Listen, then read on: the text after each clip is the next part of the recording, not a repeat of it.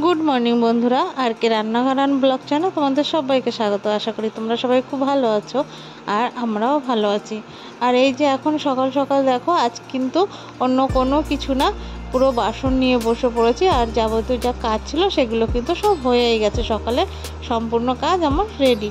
আর যেহেতু রবিবার মেয়েদেরকে নিয়ে স্কুলে যেতে হবে নাচের ক্লাসে, সেই কারণের জন্য খুব তাড়াতাড়ি সমস্ত কাজবাজ সেরে নিয়েছি। কিন্তু এখনও বড় কাজ, জামা কাপড় কাচতে হবে।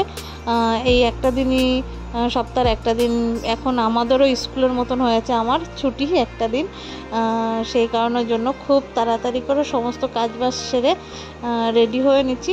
ছোট্ট একটা ভিডিও বন্ধুরা, কেউ স্কিপ করো না, দেখতে লাগো। আশা করি তোমাদের সবার খুব ভালো লাগবে। আর এই যে এখন তো বাসনগুলো দেখো আমি মেজে করছি, একটু বড় বড় বাসনগুলোকে আজকে না কী করলাম, এখানে আমি একটু জল ঝরানো দিয়ে গেলাম, যে জলটা ঝরে যাক। আর এই যে এখন বেরিয়ে পড়েছি মেয়েদেরকে নিয়ে যে নাচের ক্লাসে। আর এখানে এসে আমার জীবনে প্রথম, আমি এর আগে কখনোই বন্ধুরা আমি দেখিনি খুঁটি পুজো। শুধু আমি শুনেছি যে রথের দিন দুর্গাপুজোর খুঁটি, মানে খুঁটিকে মাটির নিচে বসিয়ে পুজো করতে হয়। আমি এটা আগে কখনোই দেখিনি। আমার এই 34-35 বছরে আমার জীবনে ফার্স্ট আমি প্রথম দেখছি এই যে। আর দেখে কিন্তু আমার প্রথম দিন আমার খুব ভালো লেগেছিলো দেখে। আর ওখান থেকে প্রসাদ দিয়েছিল, দুটো দুটো করে মিষ্টি দিয়েছিল, খেয়েছি। খেয়ে তারপরে বাড়ি এসে কি করেছি, রান্না বান্না করেছি।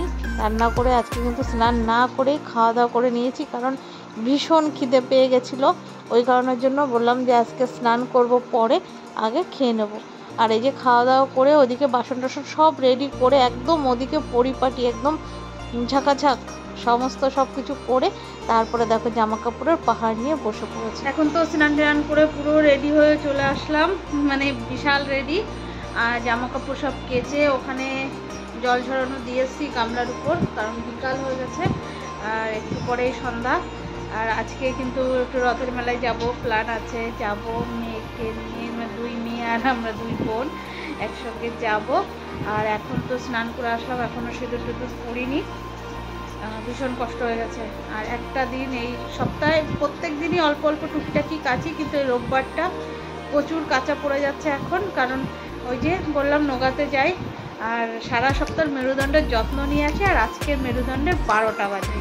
কী করবো, আবার কালকে গিয়ে আবার যত্ন নিতে হবে, কারণ অত দামের মেশিন কেনার এই মুহূর্তে সামর্থ্য নেই, সেই কারণের জন্য। তা চলো বন্ধুরা, একটু রেস্ট নেব, একটু বিছনায় একটু মাজাটা একটু রাখবো, তারপরে রেডি হয়ে তারপরে বেরোবো। নমো করো,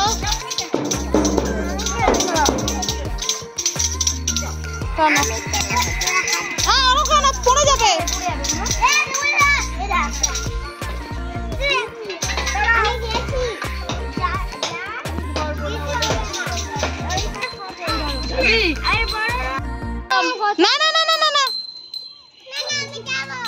না না, ওরা অনেক দূরে দূরে যাবে, চলে আসো।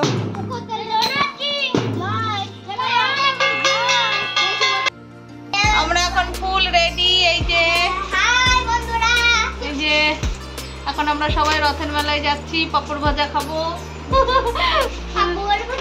চলো আবার মেলায় গিয়ে দেখা হবে, চলো।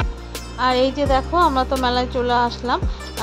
আসলে আমাদের এখানটায় যে একটা মেলা মাঠের মতন হয় সেরকমই না, আমাদের এখানটায় এই যশোর রোডের উপরেই আমাদের দুপাশ দিয়ে দোকানপাটগুলো বসে, আর সেইভাবেই মেলাটা হয়। আর এই যে দেখো মানে এত ভিড়, মনে হচ্ছে দুর্গাপুজো এরকম ভিড় হয় না, এতটাই ভিড় হয়েছে।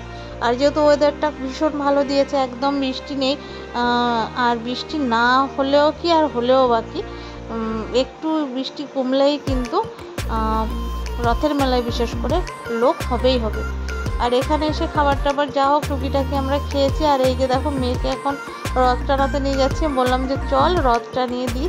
আর বাড়িতে বসে তো রথ টেনেছেই প্রথমে, আর এই যে এখন রথ টানছে বড় রথ। আর আসলে কি রথটাকে যে আমি খুব ভালোভাবে দেখাবো সেটা দেখাতে পারছি না, চারিদিকে এত আলো যে আসলে রথটাকে ঠিকভাবে দেখানোই যাচ্ছে না, কেমন করে সাজিয়েছে বা কিছু সেরকম দেখানোই যাচ্ছে না। কিন্তু সত্যি বলছি বন্ধুরা, ভীষণ সুন্দর সাজিয়েছে, খুব ভালো লেগেছিল, মানে দেখে খুব ভালো লেগেছে, খুব ভালো।